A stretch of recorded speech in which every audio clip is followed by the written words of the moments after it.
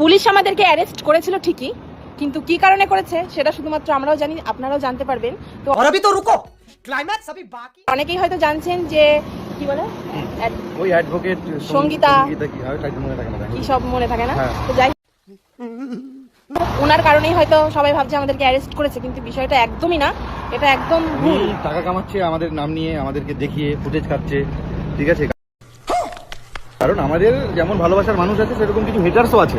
তো সেই এই কারণে সেই হেটার্স গুলোকে কাজে লাগিয়ে উনি ওনার মানে আর্থিক পরিকাঠামোটা অনেক হাই করে নিচ্ছে, ভিউজ বাড়াচ্ছে, টাকা ইনকাম করছে, করুক, আমরা চাই করুক, কোনো অসুবিধা নেই, টাকা পয়সা ইনকাম করো।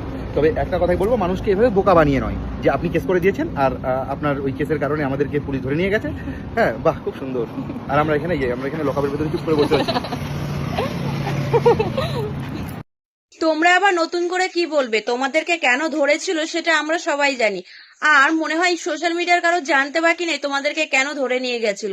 একটা বউ বর্তমান থাকা অবস্থায় তোমাকে আবার বিয়ে করেছে, তুমি আবার বিবাহিত। এতে তোমরা তো সবাই বলছিলে যে আমি কোনো স্টেপ নেইনি, আর এটা ফেক বলছিলে। এটা কিন্তু ফেক না, আমি স্টেপ নিয়েছি নাকি তোমরা দেখতেই পাচ্ছ সবাই।